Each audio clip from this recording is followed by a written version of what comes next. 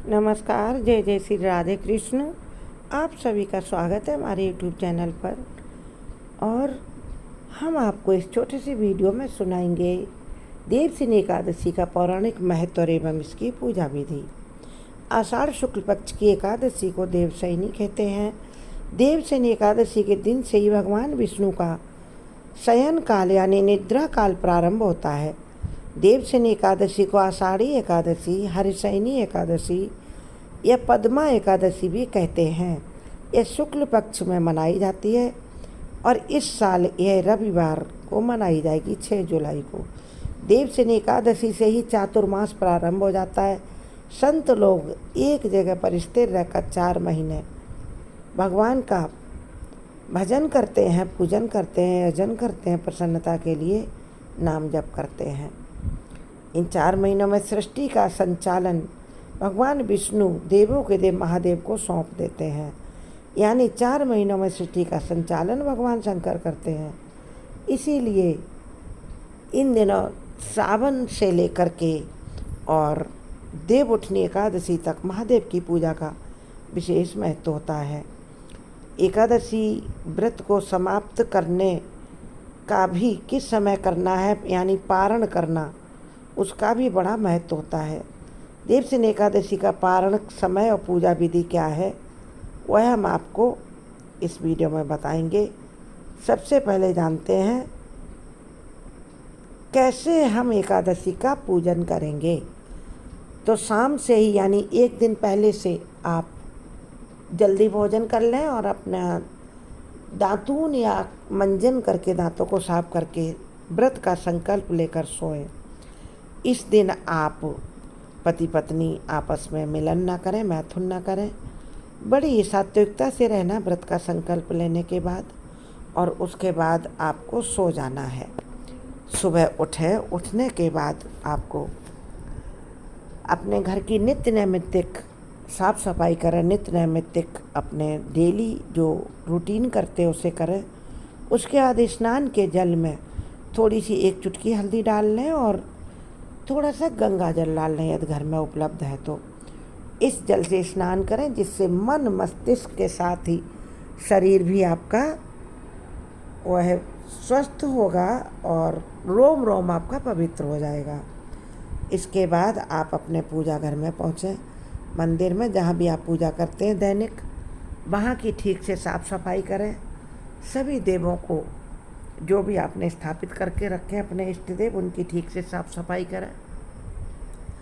फिर एक चौकी ले लें, उस पर पीले रंग का कपड़ा बिछा लें या सफ़ेद रंग का, और पूजा की सामग्री एकत्रित कर लें जिसमें पीले फूल, पीले फल। अब पीले फल में इस समय मौसमी फल हैं। आम खूब आ रहा है, सेव ला सकते हैं आप, केले ला सकते हैं, क्योंकि केले भगवान विष्णु की पूजा में अवश्य हमें शामिल करना चाहिए। केले का फल भगवान विष्णु को बहुत प्रिय है, तो केले का फल रखें आप इसमें, यानी पके हुए केले रखें। और पीले फूल, माता लक्ष्मी के लिए गुलाब का फूल या कोई लाल फूल मिले, गुलाब का ना मिले तो गुड़हल वगैरह का फूल रखें। हल्दी, रोली, चंदन और ये सारी सामग्री पूजा की थाली में रख लें, और चावल भी रखें। उसके बाद आपको बनाना है पंचामृत। दूध, दही, घी, शहद और शक्कर, ये 5 चीज़ें आपको मिलानी हैं उसमें पंचामृत में बराबर मात्रा में। ये पंचामृत अमृत समान होता है। और जब इस पंचामृत में भगवान विष्णु के चरण इसमें आप प्रक्षालित करेंगे, यानी इस पंचामृत से जब भगवान के चरण धोएंगे, माता लक्ष्मी के साथ ये चरणामृत कहलाता है और ये अमृत होता है भक्तों के लिए। इस प्रकार भगवान विष्णु की पूजा करें, माता लक्ष्मी की पूजा करें। और पूजा जब आप शुरू करें उससे पहले घी का दीपक अवश्य जलाकर रखें, क्योंकि दीपक हमारे कर्मों का साक्षी होता है। हम जो भी पूजा करेंगे उसका साक्षी बनेगा। इसके साथ ही आप पूरी पूजा संपन्न करने के बाद कथा अवश्य सुने देवशयनी एकादशी की, और कथा बड़ी श्रद्धा से सुने। यदि आपने व्रत किया है तो कुछ अपने बंधु बांधवों को अपने घर में अवश्य बुला लें, उनको भी कथा सुनाएं, पंचामृत और फलों का प्रसाद बांटें। यदि व्रत नहीं भी करते हैं तो इतना काम करने के बाद आप भगवान को भोग लगाने के बाद अपने नित्य नैमित्तिक कर्म कर सकते हैं। आप शुद्ध सात्विक भोजन करें, इसमें आप तामसिक भोजन शामिल ना करें, जैसे लहसुन प्याज से बना हुआ भोजन ना करें, मांस मदिरा से दूर रहें। इसका बचाव करना, भले व्रत नहीं कर पाते, शारीरिक क्षमता नहीं तो ना करें, इतना काफ़ी है प्रभु की प्रसन्नता के लिए, क्योंकि भगवान भाव के भूखे हैं। इसके बाद आपको आरती करनी है, प्रभु की आरती करने के बाद सबको प्रसाद बांटना, सभी भक्तों में स्वयं भी प्रसाद पाना है। इतना करने के बाद आपको पूरे दिन द्वादश अक्षर मंत्र का जाप करते रहना। द्वादश अक्षर मंत्र है जो भागवत जी का भी महामंत्र है, ओम नमो भगवते वासुदेवाय।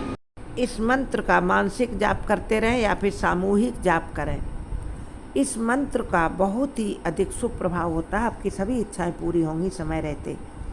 इसके बाद आप रात को जितनी देर जागरण कर सकते हैं जागरण करके इस मंत्र का आप भजन करें, नाम जप करें। यदि ये मंत्र देर तक अकेले नहीं जप सकते हैं, अन्य लोग बैठने वाले साथ में नहीं, तो आप राधा नाम या कृष्ण नाम जाप कर सकते हैं। भगवान विष्णु के 108 नाम इनका जाप कर सकते हैं, विष्णु सहस्त्र नाम का जाप कर सकते हैं।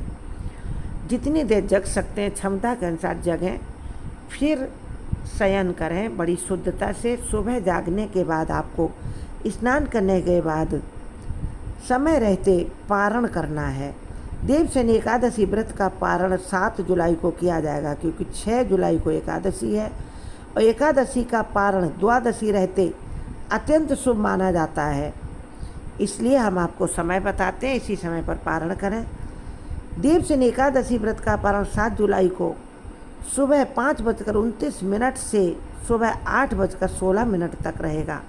ध्यान रखें, सूर्योदय के बाद यदि आप पारण करते हैं तो अत्यंत शुभ माना जाएगा।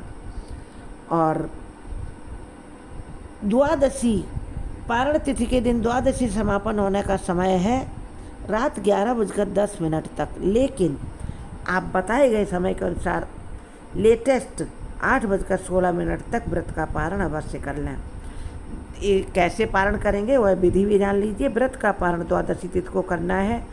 स्नान करके सप्त वस्त्र धारण करें, भगवान विष्णु की फिर से पूजा करें, माता लक्ष्मी के साथ उन्हें प्रणाम करें, व्रत पारण का संकल्प लें, जल या तुलसी दल का सेवन करें, किसी गरीब या ज़रूरतमंद को अपनी सामर्थ्य के अनुसार दान दें, भोजन करा सकते हैं तो भोजन कराएं। और इस दिन आप अब चावल खा सकते हैं। कई लोग खिचड़ी, चावल और दाल मिला हुआ बराबर मात्रा में पकाते उससे पारण करते हैं। किसी भी तरह आप पारण करें, समय रहते पारण करें। जय माँ लक्ष्मी कमेंट बॉक्स में लिखें, चैनल सब्सक्राइब करें।